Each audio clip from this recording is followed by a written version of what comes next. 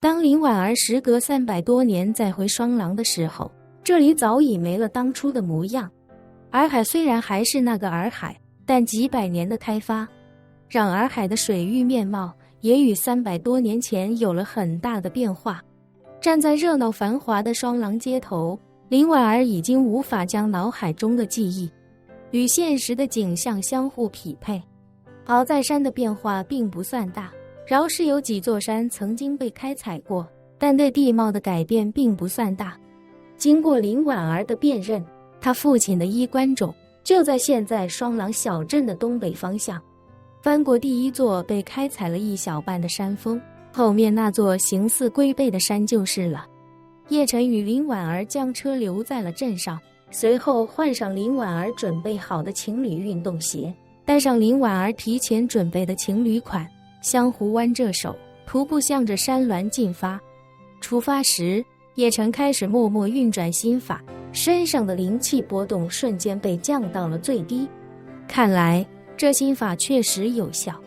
双廊附近的山并不高，山峰与地面的海拔落差不过也就几百到1000多米，登山难度很小，再加上沿途风景秀丽，还能俯瞰整个洱海，所以这里现在已经成了许多年轻人徒步旅行的绝佳路线。叶晨与林婉儿向着山口进发的路上，陆陆续续便遇到不少穿戴着徒步装备的户外运动爱好者。等到了山脚下，道路变窄之后，徒步登山的人变得更多了起来。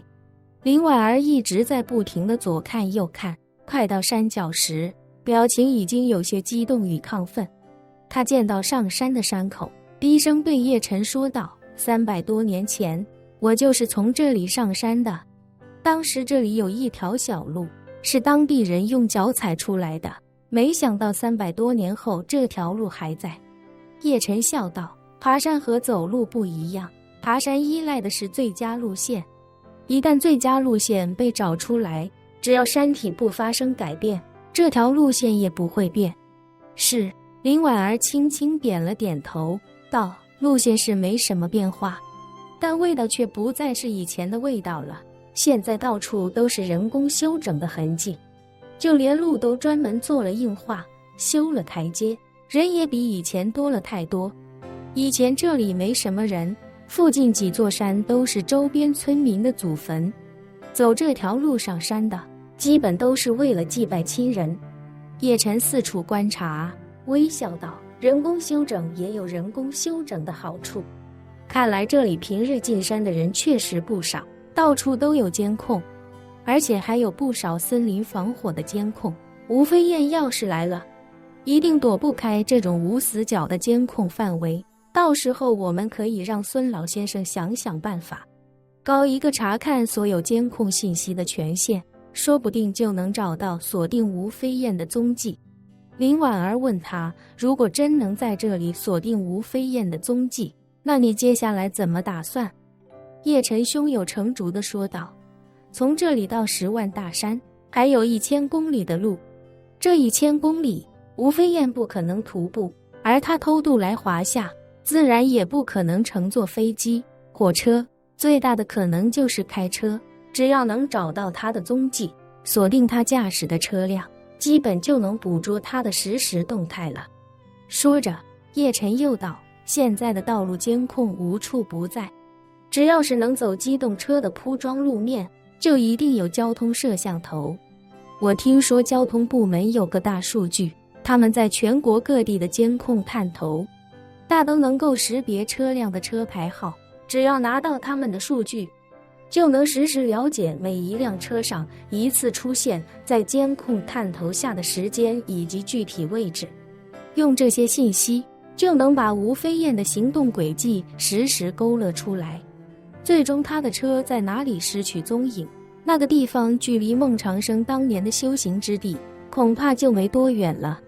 林婉儿点了点头，提醒道：“公子，吴飞燕没离开华夏之前，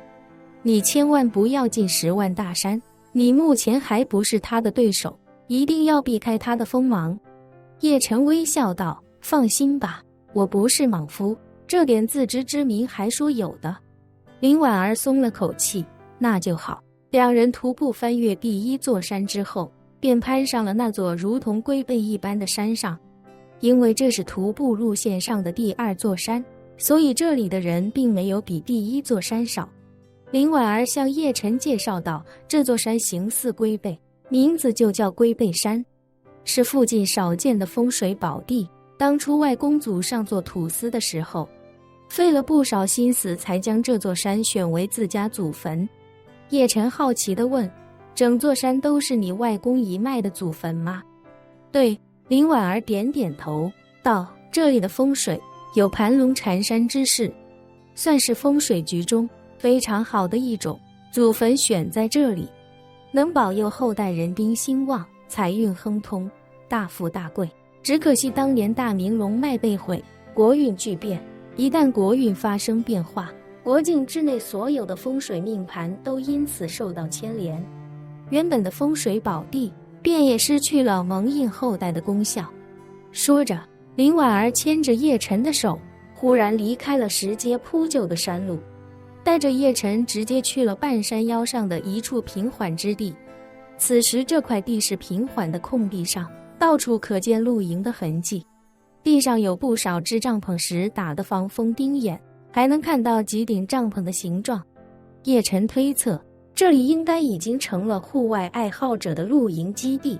林婉儿四下远眺，发现不远处一棵枝繁叶茂的滇南松，顿时心下一喜，对叶晨说道，公子，那棵滇南松便是我外公家的祖坟，我父亲的衣冠冢就在那棵滇南松的西北角。叶晨放眼看去，那棵硕大的滇南松附近并没有看到有坟墓的存在，于是便问林婉儿，你外公他们没有留下石碑吗？林婉儿悠悠道，原本是有墓碑的，我还为我父母刻了一块，但后来据说外公一家所有的墓碑都被人用强力震碎成了齑粉，连着我父母的坟墓也被人掘开，想来应该就是吴飞燕所为。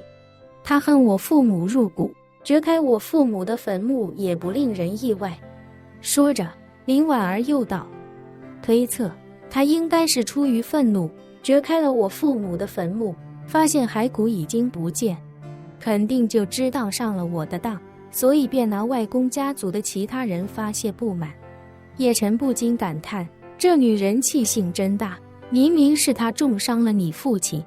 按理说应该你父亲恨她，结果她竟然还死咬着不放。林婉儿道，吴飞燕本就十分记仇，她这次来滇南，恐怕一部分原因也是因为恨我入骨，所以才想来这里发泄不满。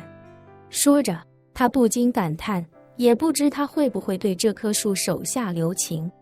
叶晨环顾四周，不禁指着山顶感叹，林小姐你看，要是我能在那几块巨石之上隐藏几门禁防炮，岂不就能一劳永逸地解决吴飞燕？本期视频结束，欢迎订阅我的频道，这样就不会错过精彩内容。